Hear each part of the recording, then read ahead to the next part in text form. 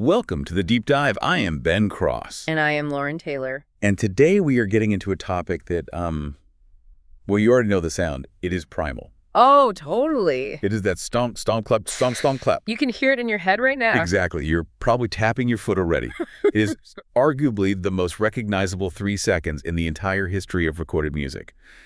But here's the thing that kept jumping out at me while we were going through this stack of research for today. Yeah. That total dominance, that stadium-filling invincibility that we associate with them, it was almost entirely accidental. Accidental and honestly just incredibly fragile. Right. We look back at Queen now as these rock gods, these untouchable monarchs of the genre. But the reality in the sources is a story of absolute chaos. Oh, complete chaos. It is terrible contracts, near-death experiences, and a band that was constantly, one bad argument away from imploding. It really is a study in precariousness. And I think that is the mission for this deep dive. We are not just going to list the hits. You know the hits. Everyone knows the hits. Right. We want to figure out how 4 college students who, on paper, had absolutely no business being in a band together, managed to completely rewire the architecture of rock music. And when I say no business, I mean it. Because before they were Queen, they were basically just nerds. Essentially, yes. If you look at the prehistory, right around London in 1968, it reads way more like a faculty meeting than a rock biography. Yeah, the academic background is wild. You have got Brian May. He is not just a guy with big hair who plays guitar. He is literally studying physics and infrared astronomy at Imperial College. Which honestly explains so much about their sound later on. He is not just playing notes, he is thinking about sound waves and acoustics. Exactly. It is highly calculated. So Brian forms this band called Smile with a bassist named Tim Staffel, and they need a drummer. So May does the most academic thing possible. Let me guess. He puts up a flyer. He puts a notice on the college bulletin board, and he is looking for a, quote, Mitchell or Ginger Baker type. Which is a huge ask for a college notice board. Wanted, world-class, jazz rock percussionist. High standards from day one. And of who answers? Roger Taylor. Yeah.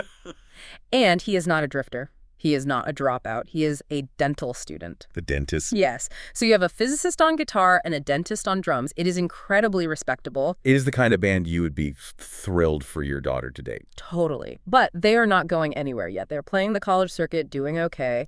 But they have this one hanger-on, a guy named Fark Bulsara. Okay, yes. Enter Freddie. Right. He is a Parsi immigrant from Zanzibar, studying art and design, and he is always in the corner at their gigs, telling them to dress better, be more dramatic, really push the theatrics. But he's not actually in the band at this point. He is just the super enthusiastic fan. He is the fan with a massive vision, but no microphone? Not yet, anyway. The catalyst, the actual moment that changes music history, involves a band with the most unfortunate name ever, Humpy Bong. I saw this in the notes and I genuinely thought I was being pranked. Humpy Bong. It is very real. Tim Staffel, the lead singer of Smile, decides the band is a dead end, so he quits. And he quits to join Humpy Bong because he genuinely believes they are the future of music. Talk about betting on the wrong horse. That has to be the greatest what-ifs in rock history. History is cruel, but that void is what allows Farok to step up. He basically says, look, I can sing. He joins, renames the band Queen because it sounds regal and strong and very camp, and he renames himself Freddie Mercury. And then they pick up John Deacon in 1971. Right, a quiet electronic student on bass, and the classic lineup is officially set. Okay, so they have the lineup. You've got the brains, you've got the voice, you've got the rhythm. But reading about their first management deal, it just sounds like they were being completely exploited right out of the gate. Oh, it was the classic starving artist trap. They signed a management deal with Trident Studios. Now, Trident was legendary. They had the absolute best technology in London. But the deal was brutal. Because Queen was at the bottom of the food chain. Exactly. They were only allowed to record during downtime. Which, in studio terms, means what? The graveyard shift. Precisely. They were waiting for the paying clients, people like David Bowie or Elton John, to finish their sessions and leave. Queen would literally be sitting in the hallway, waiting for Bowie to walk out, and then they would rush in at 3 in the morning to use this gold dust equipment before the sun came up. There is that story in the sources about Freddie recording a parody track during one of these waits, right? Yes, the Larry Lurex incident. Larry Lurex. Freddie got so bored waiting for studio time that he recorded a parody of Gary Glitter under the pseudonym Larry Lurex. It just shows that even when he was a nobody, waiting in a cold hallway at 3 a.m., He was already playing with personas. He was not afraid to be completely ridiculous. Absolutely. So they're grinding these albums out in the middle of the night. They release the first couple of records. They get some traction. Sheer heart attack hits in 1974.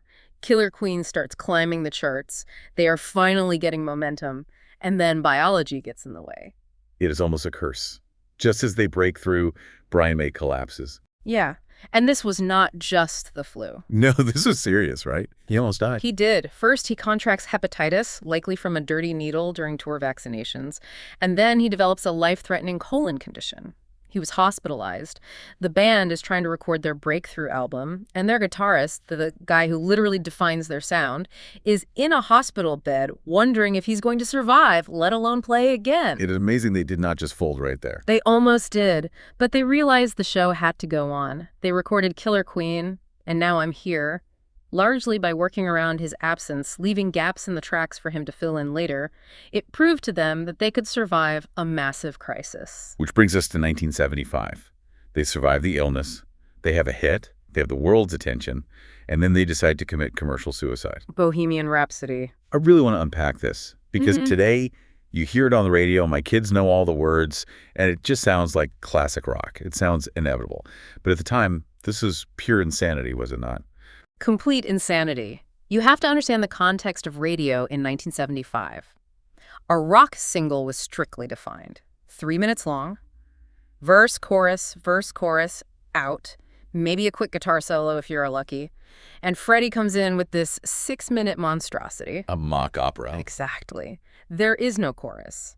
It has Italian operatic phrases, Scaramouche, Galileo, Beelzebub. It was completely structurally unsound for pop radio. And the production process, I was reading about the tape they used. This was way before digital recording, obviously.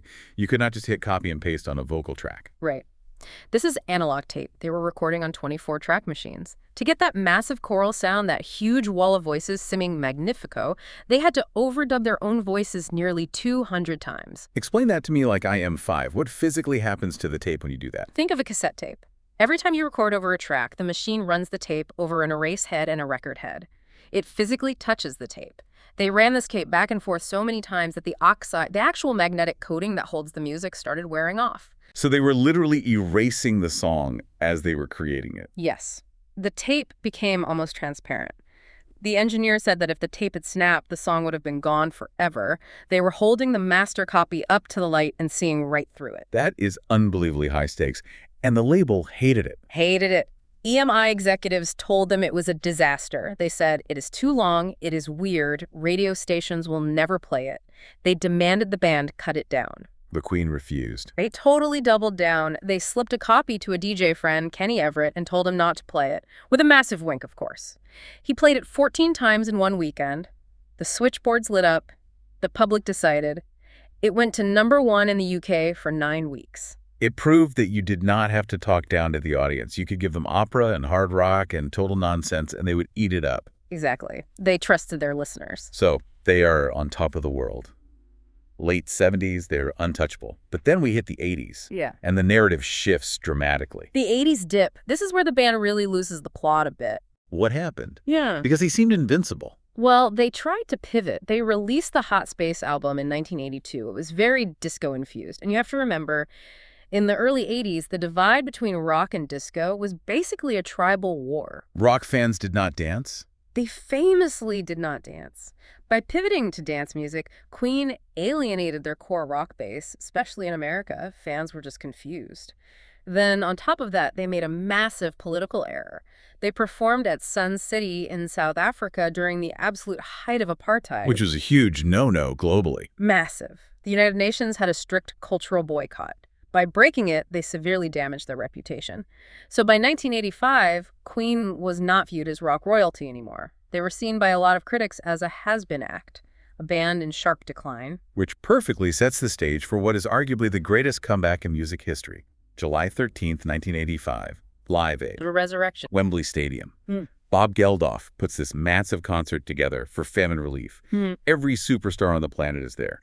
Led Zeppelin, The Who, Elton John, and Queen is just another name on the bill. They were not even the headliners. No, and honestly, a lot of people thought they were just there to fill time.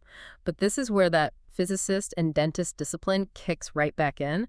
Because while other bands treated Live Aid like a massive backstage party, Hanging out backstage, drinking, catching up. exactly, showing up, maybe not even sound checking, just playing their new single loosely, Queen treated it like a military operation. How so? They knew the constraints perfectly. They had exactly 20 minutes, no sound check, a global TV audience of nearly 2 billion people. So they rented a theater in London for a week and rehearsed their 20-minute set down to the absolute second. They curated a tight medley: Bohemian Rhapsody, Radio Gaga, Hammer to Fall, We Are the Champions. All killer, no filler. They understood the format better than anyone else there. They understood that this was not a rock concert. It was a television broadcast. And then there is the performance itself. Freddie Mercury. I mean, if you watch the footage, he is not singing at the crowd.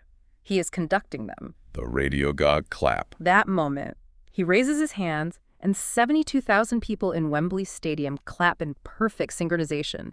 It looked incredible on TV. It felt unbelievably powerful in the stadium. He turned the crowd into an instrument. Bob Geldof later said that Queen absolutely took it over. They stole the show from the biggest bands on earth. And it worked. Overnight, everything changed. Their album sales surged. They went from past their prime to the biggest band in the world again. They booked the Magic Tour, playing massive stadiums across Europe. It was a complete resurrection. But, and this is the hard part of this story, that high did not last long at all. Because just a couple of years later, the rumors started again. But this time, they were not about breakups. No. Around 1987, Freddie was diagnosed with HIV/AIDS. And we really have to remember the era. In 1987, the stigma was horrific. There was no effective treatment. It was effectively a death sentence. And they kept it a secret from the world. They circled the wagons. Freddie wanted to protect his privacy, his family, and the band. But the press, the British tabloids, were absolutely relentless. The Sun was running stories constantly about how haggard he looked, wildly speculating on his health. They were practically stalking him. What strikes me, looking at the timeline in our notes, is his work ethic. Most people, given that diagnosis in that specific era, would retreat. But Freddie went back to the studio. The studio was his sanctuary. He wanted to work until he literally could not stand up anymore. There is a story about the song The Show Must Go On from the Innuendo album. This is near the very end. Brian May wrote that one, right? Yeah, Brian wrote it, but he was terrified that Freddie could not physically sing it. The song requires these massive, soaring vocal notes. Freddie was so frail at this point he could barely walk. Brian expressed his concern, and Freddie just looked at him, downed a shot of vodka, said, "I'll do it, darling," and went straight into the vocal booth. Yeah. And he delivered one of the most powerful, high-register vocals of his entire career in one take. He was dying, his body was completely failing him, and he just willed that performance into existence. It gives you chills just thinking about it. It really does. It is pure defiance. And then came the end. The timeline here is so incredibly compressed. It is. November 23rd, 1991. Freddie releases a press statement. He finally confirms publicly, "I have been tested HIV positive and have AIDS." He asked for privacy and for the world to join the fight against the disease. And then? The very next day, November 24th, he passed away from bronchial pneumonia at his home in Kensington. One day. He gave the world exactly 24 hours of truth before he was gone. It was a tragic, but an incredibly dignified end. He controlled his own narrative right up to the last possible moment. But the story obviously does not end there. We are doing a deep dive on them right now. They are still massive today. Absolutely. And that is where we get to the legacy. Because when you look at modern rock, Queen's DNA is everywhere. It is not just about cover bands. It is about the structure of modern music itself. You have some specific examples from our sources on this. Who are the actual heirs to the throne? Well, look at the Foo Fighters. Dave Grohl has talked extensively about this. He said Queen taught him that rock songs need actual structure. They need peaks and valleys. It is not just noise, it is emotional architecture. You hear that in songs like Everlong. That makes a lot of sense. It builds and releases. What about on the heavier side? Metallica. Really? That seems like a bit of a stretch. Not at all. James Hetfield has said Queen was a massive influence on them. He realized that heaviness is not just about volume. It is about arrangement, precision, and twin guitar harmonies. You listen to Master of Puppets, that intricate orchestrated guitar work that is straight out of the Brian May playbook. Wow. And on the pop side? Lady Gaga. I mean, Yeah. her stage name is literally taken from the song Radio Gaga. She completely adopted the philosophy that the spectacle, the costumes, the drama, the persona is an extension of the music itself. You can be deadly serious and totally ridiculous at the exact same time. And Muse. Oh, Muse are the direct descendants. The huge falsettos, the space rock themes, the operatic scale, they are carrying that torch directly forward. And Queen itself is still going. Brian May and Roger Taylor still out there, touring stadiums with Adam Lambert. And Bohemian Rhapsody is the most streamed song of the entire 20th century.